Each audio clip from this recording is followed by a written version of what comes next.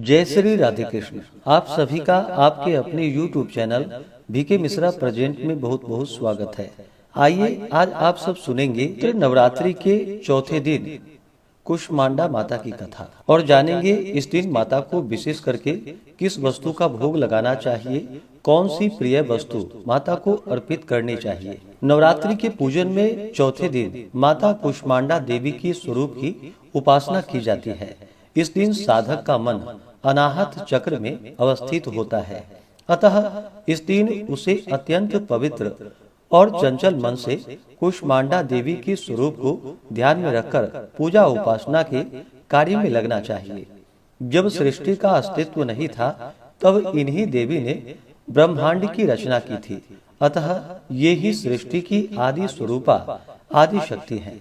इनका निवास सूर्य मंडल के भीतर के लोक में है। वहाँ निवास करने की क्षमता और शक्ति केवल इन्हीं में है। इनके शरीर की कांति और प्रभा भी सूर्य के समान ही दिव्यमान है। इनके तेज और प्रकाश से दशों दिशाएं प्रकाशित हो रही है। ब्रह्मांड के सभी वस्तुओं और प्राणियों में अवस्थित तेज इन्हीं की छाया है।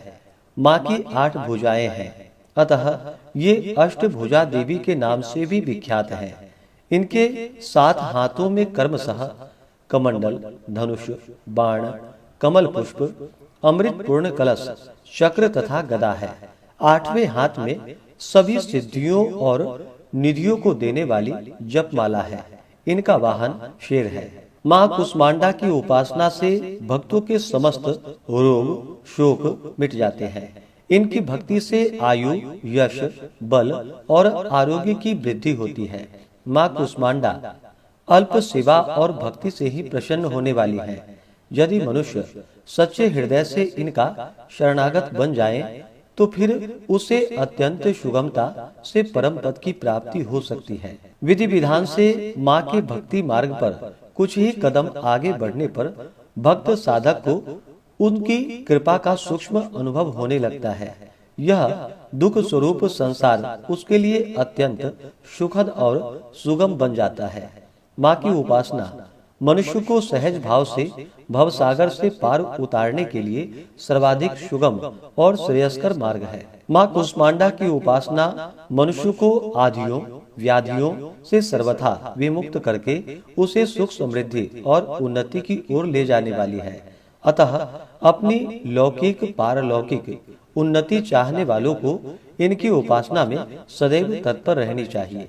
माता कुष्मांडा के चौथे दिन, जो कि गंध पुष्प धूप दीप आदि से पूरे विधि विधान के साथ पूजा करनी चाहिए, इस दिन विशेष प्रकार से माता को चमेली और पीले रंग के फूल अवश्य ही अर्पित करनी चाहिए। आप चाहें तो गेंदा का फूल या अन्य पीले रंग के पुष्प माता को अर्पित करें। इससे शुभता की प्राप्ति होती है और माता अति प्रसन्न होती है। इन्हें लाल या पीले वस्त्र अर्पित करनी चाहिए। माता को भोग में पीले रंग का केसर वाला पेठा रखना चाहिए। आप चाहें तो सफेद पेठे के फल की बलि भी दे सकते हैं। इसके अलावा मालपुआ, बताशा माता को अर्पित करें तो यह बड़ा ही पुण्यफलदायी होता है। इस दिन माता के इन मंत्रों का जप करना चाहिए। या देवी सर्वभूतेषु माँ कुष्मांडा रूपेण संस्थिता, नमस्तस्यै नमस्तस्यै नमस्तस्यै नमो नमः। इन मंत्रों का अवश्य ही जप करनी चाहिए। इससे माता अति प्रसन्न होती है। तो आइए सुनते हैं कुष्मांडा माता से जुड़ी हुई कथा। तो बोलिए प्रेम से कुष्मांडा माता की जय। देवी कुष्मांडा नव दुर्गा का चतुर्थ स्वरूप है और नवरात्रि का चौथा दिन माँ के इसी स्वरूप को समर्पित है। पुराणों के अनुसार देवी कुष्मांडा ने ही इस ब्रह्मांड की रचना की थी, इसलिए ये सृष्टि की आदि स्वरूपा कहलाती है। जो साधक सच्चे मन से माँ कुष्मांडा की आराधना करता है, माँ उसके सभी कठिन मार्गों को सुगम बनाती है और वह साधक उच्च पद को प्राप्त होता है। पुराणों में वर्णित कथा के अनुसार एक समय ऐसा था जब यह ब्रह्मांड अस्तित्व में नहीं था और चारों ओर अंधकार फैला हुआ था। तब माँ आदि शक्ति से देवी का एक रूप उत्पन्न हुआ। माँ का यह स्वरूप सूर्य के समान प्रकाशमान था। उस समय उस स्वरूप के मुखमंडल पर एक मधुर मुस्कान प्रकट हुई और इससे ब्रह्मांड का सृजन हुआ। इस ब्रह्मांड की सृजनकर्ता होने के कारण माँ के इस स्वरूप को कूष्मांडा के नाम से पुकारा जाने लगा। उन्होंने सूर्य लोक को अपना वास स्थान बना लिया। पूरे ब्रह्मांड में केवल माँ कूष्मांडा ही इतनी शक्तिवान है कि वे सूर्य के केंद्र में निवास करती हैं। माँ कूष्मांडा सूर्य के केंद्र में रहकर इसे प्रकाश और ऊर्जा प्रदान करती हैं और सौर मंडल का संचालन करती हैं। यह थी माता आदि शक्ति के कूष्मांडा स्वरूप की उत्पत्ति की कथा। वेदों के अनुसार नवरात्र के चौथे दिन साधक का मन अनाहत चक्र में अवस्थित होता है। इसलिए इस दिन माँ कूष्मांडा की आराधना से साधकों के भीतर सृजनशीलता विकसित होती है। ज्योतिष मान्यताओं के अनुसार देवी कूष्मांडा सूर्य ग्रह को नियंत्रित करती है। इसलिए इनकी पूजा से साधकों को सूर्य का आशीर्वाद अनायास ही प्राप्त हो जाता है। माँ कूष्मांडा की उपासना से साधकों को समस्त व्याधियों से सदा के लिए मुक्ति मिलती है और उन्हें जीवन में सुख, समृद्धि और उन्नति का आशीर्वाद प्राप्त होता है। तो बोलिए प्रेम से कूष्मांडा माता की जय। तो आइए सुनते हैं रात्रि की कथा। तो बोलिए प्रेम से माता दुर्गा की जय। बहुत समय पहले की बात है कि एक बार बृहस्पति जी ने ब्रह्मा जी से कहा कि हे भगवान, आप अत्यंत बुद्धिमान, सर्वशास्त्र और चारों वेदों को जानने वाले हैं। हे प्रभु, कृपा करके मेरा वचन सुनिए। चैत्र व आश्विन मास में शुक्ल पक्ष में नवरात्र का व्रत और उत्सव क्यों मनाया जाता है? इस व्रत का क्या फल है? इसे किस प्रकार करना उचित है? पहले इस व्रत को किसने किया था? सो विस्तार पूर्वक हमसे कहिए। बृहस्पति जी के ऐसे वचनों को सुनकर ब्रह्मा जी कहने लगे कि हे बृहस्पति, प्राणियों का हित करने की इच्छा से तुमने बड़ा ही अच्छा प्रश्न किया है। जो मनुष्य मनोरथ पूर्ण करने वाली दुर्गा, महादेवी, सूर्य और नारायण का ध्यान करते हैं, वे मनुष्य धन्य हैं। यह नवरात्र व्रत संपूर्ण कामनाओं को पूर्ण करने वाला है। इसके करने से पुत्र चाहने वाले को पुत्र, धन चाहने वाले को धन, विद्या चाहने वाले को विद्या और सुख चाहने वाले को सुख की प्राप्ति होती है। इस व्रत को करने से रोगी मनुष्य का रोग दूर हो जाता है और कारागार हुआ मनुष्य बंधन से छूट जाता है। मनुष्य की तमाम आपत्तियां दूर हो जाती हैं और उससे घर में संपूर्ण संपत्तियां आकर उपस्थित हो जाती हैं। बंध्या और काक बंध्या को इस व्रत को करने से पुत्र उत्पन्न होते हैं। समस्त पापों को दूर करने वाले इस व्रत को करने से ऐसा कौन सा मनोबल है जो सिद्ध नहीं हो सकता? जो मनुष्य अलभ्य मनुष्य देह को पाकर भी नवरात्र का व्रत नहीं करता, वह इस पृथ्वी पर पशु के समान माना जाता है और किसी भी प्रकार के उसे सुख और समृद्धि की प्राप्ति नहीं हो पाती है। और जो मनुष्य सच्ची श्रद्धा के साथ इस व्रत को करते हैं, उनके सारे मनोरथ पूर्ण हो जाते हैं। हे बृहस्पति, जिसने पहले इस व्रत को किया है, उसका पवित्र इतिहास मैं तुम्हें सुनाता हूँ, तुम ध्यान पूर्वक सुनो। इस प्रकार ब्रह्मा जी का वचन सुनकर बृहस्पति जी बोले कि हे भगवान, मनुष्यों का कल्याण करने वाले इस व्रत के इतिहास को मेरे लिए कहो। मैं सावधान होकर सुन रहा हूँ, आपकी शरण में आया हूँ, मुझ पर कृपा करिए और इसके बारे में बतलाइए। तब ब्रह्मा जी कहने लगे कि हे बृहस्पति, जिसने पहले इस व्रत को किया है, उसका पवित्र इतिहास मैं तुम्हें सुनाता हूँ, तुम सावधान होकर सुनो। इस प्रकार ब्रह्मा जी का वचन सुनकर बृहस्पति जी बोले, हे प्रभु, मनुष्यों का कल्याण करने वाले इस व्रत के इतिहास को मेरे लिए कहो। मैं सावधान होकर सुन रहा हूँ, आपकी शरण में आया हूँ, मुझ पर कृपा करो। ब्रह्मा जी बोले कि पीठत नाम के मनोहर नगर में एक अनाथ नाम का ब्राह्मण रहता था। वह भगवती दुर्गा का परम भक्त था। उसके संपूर्ण सद्गुणों से युक्त मनो ब्रह्मा की सबसे पहली रचना हो, ऐसा यथार्थ नाम वाली सुमति नाम की एक अत्यंत सुंदर पुत्री उत्पन्न हुई। वह कन्या सुमति अपने घर के बालकपन में ही अपनी सहेलियों के साथ क्रीड़ा करती हुई इस प्रकार बढ़ने लगी कि जैसे शुक्ल पक्ष में चंद्रमा की कला बढ़ती है, उसका पिता प्रतिदिन दुर्गा की पूजा और होम करता था। उस समय वह भी नियमों से वहां उपस्थित होती थी। एक दिन वह सुमति अपनी सखियों के साथ खेलने लगी और भगवती के पूजन में उपस्थित नहीं हुई। उसके पिता को पुत्री की ऐसी असावधानी को देखकर क्रोध आया और पुत्री से कहने लगा कि हे दुष्ट पुत्री, आज प्रभात से तुमने भगवती का पूजन नहीं किया। इस प्रकार मैं किसी कुष्ठी और दरिद्री मनुष्य के साथ तेरा विवाह करूंगा। इस प्रकार से कुपित पिता के वचन को सुनकर सुमति को बड़ा दुख हुआ और पिता से कहने लगी कि हे पिताजी, मैं आपकी कन्या हूँ, मैं आपके सब तरह से अधीन हूँ, जैसी आपकी इच्छा हो वैसा ही करो। राजा कुष्ठी अथवा किसी के साथ जैसी तुम्हारी इच्छा हो मेरा विवाह कर सकते हो, पर होगा वही जो मेरे भाग्य में लिखा होगा। मेरा तो इस पर पूर्ण विश्वास है। मनुष्य जाने कितने मनोरथों को चिंतन करता है, पर होता वही है जो भाग्य में विधाता लिख देते हैं। जो जैसा करता है उसको वैसा ही फल कर्म के अनुसार मिलता है, क्योंकि कर्म करना मनुष्य के अधीन है पर फल देवता के अधीन है। जैसे अग्नि में पड़े तृणादि अग्नि को अधिक प्रदीप्त कर देता है, उसी तरह अपनी कन्या के ऐसे निर्भयता से कहे हुए वचन को सुनकर उस ब्राह्मण को अधिक क्रोध आया।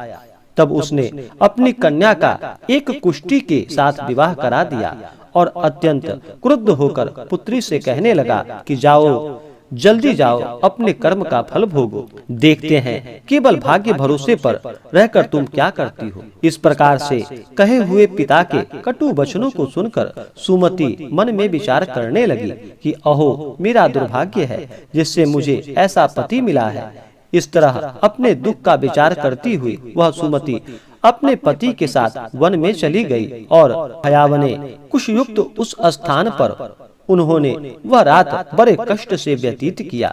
उस गरीब बालिका की ऐसी दशा को देखकर भगवती पूर्व पुण्य के प्रभाव से प्रकट होकर सुमति से कहने लगी कि हे दीन ब्राह्मणी, मैं तुम पर प्रसन्न हूँ, तुम जो चाहो वरदान मांग सकती हो। मैं प्रसन्न होने पर मनोवांछित फल देने वाली हूँ। इस प्रकार भगवती दुर्गा के वचन को सुनकर ब्राह्मणी कहने लगी कि आप कौन हैं जो मुझ पर प्रसन्न हुई हैं? वह सब मेरे लिए कहो और अपनी कृपा दृष्टि से मुझ दीन दासी को कृतार्थ करो। ऐसी ब्राह्मणी का वचन सुनकर देवी कहने लगी कि मैं आदि शक्ति हूँ और मैं ही ब्रह्म विद्या और सरस्वती हूँ। मैं प्रसन्न होने पर प्राणियों का दुख दूर कर उनको सुख प्रदान करती हूँ। हे ब्राह्मणी, मैं तुझ पर तेरे पूर्व जन्म के पुण्य के प्रभाव से प्रसन्न हुआ हूँ।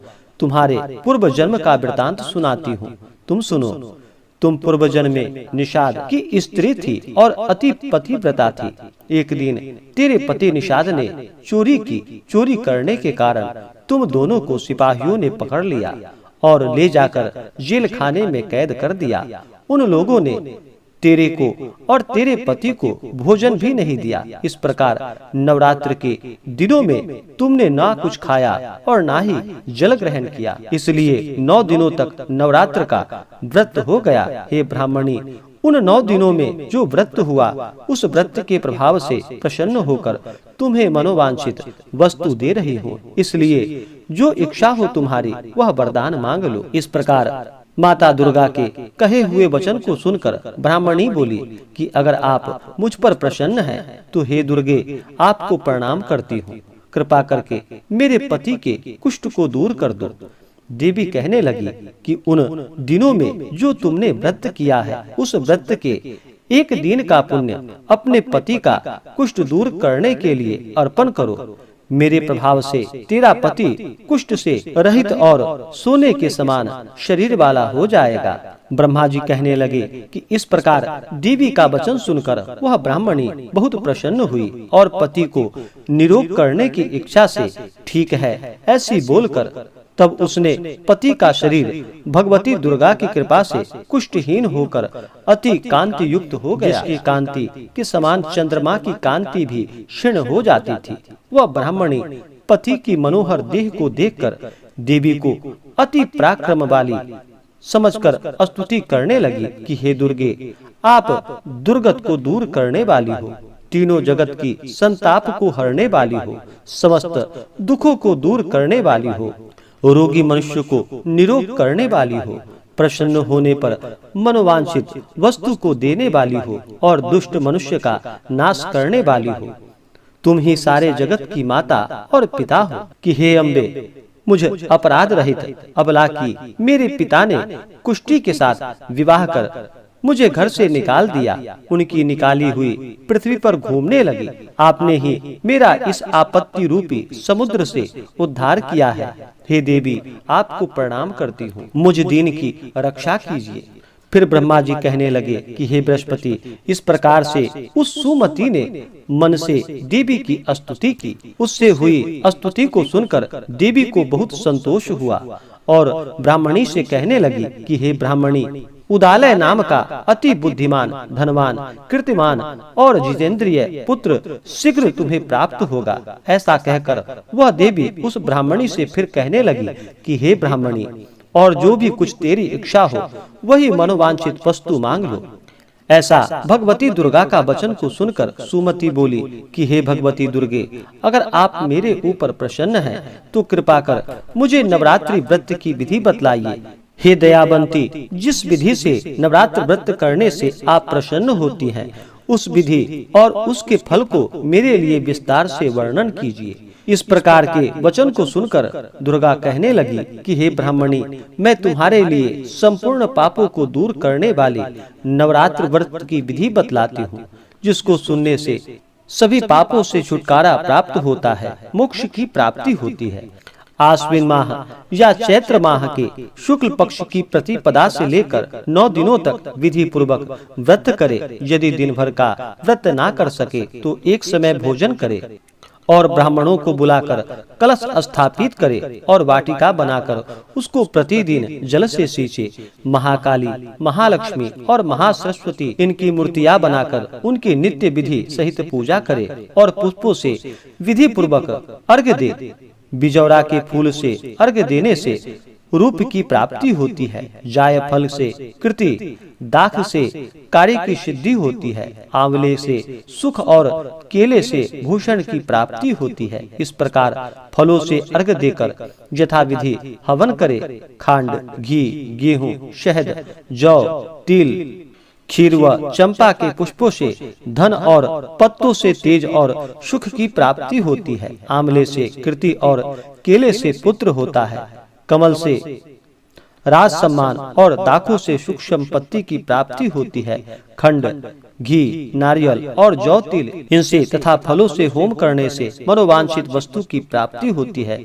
व्रत करने वाला मनुष्य इस विधान से होम कर आचार्य को अत्यंत नम्रता से प्रणाम करे और व्रत की सिद्धि के लिए उन्हें दान और दक्षिणा दे। इस महाव्रत को पहले बताई हुई विधि के अनुसार जो कोई करता है उसके सब मनोरथ सिद्ध हो जाते हैं। इसमें तनिक भी संशय नहीं है। इन 9 दिनों में जो कुछ दान आदि किया जाए उसका करोड़ों गुना पुण्य फल प्राप्त होता है। इस नवरात्र के व्रत को करने से अश्वमेध यज्ञ का फल प्राप्त होता है। हे ब्राह्मणी, इस संपूर्ण कामनाओं को पूर्ण करने वाला उत्तम व्रत को तीर्थ, मंदिर अथवा घर में ही विधि के अनुसार करना चाहिए। फिर ब्रह्मा जी कहने लगे कि हे बृहस्पति, इस प्रकार ब्राह्मणी को व्रत की विधि और फल बताकर देवी वहां से अंतर ध्यान हो गई। जो मनुष्य या स्त्री इस व्रत को भक्ति पूर्वक करता है वह इस लोक में सुख पाकर अंत में दुर्लभ मोक्ष को प्राप्त करता है। हे बृहस्पति, यह दुर्लभ व्रत का महात्म्य तुम्हें बतलाया है। फिर बृहस्पति जी कहने लगे कि हे प्रभु, आपने मुझ पर अति कृपा की है जो अमृत के समान इस नवरात्र व्रत का महात्म्य सुनाया है। हे प्रभु, आपके बिना और कौन इस महात्म्य को सुना सकता है। ऐसा बृहस्पति जी के वचन को सुनकर ब्रह्मा जी कहने लगे कि हे बृहस्पति, तुमने सब प्राणियों का हित करने वाले इस अलौकिक व्रत को पूछा है, इसलिए तुम धन्य हो।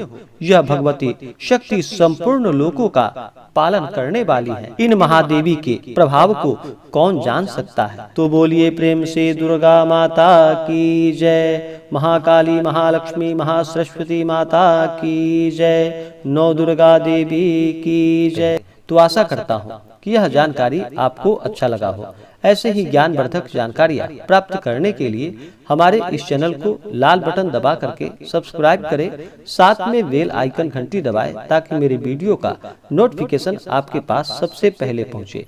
वीडियो को लाइक और अपने मित्रों तथा दोस्तों के साथ शेयर करें। सुखी रहे और स्वस्थ रहे। जय श्री राधे कृष्ण। धन्यवाद।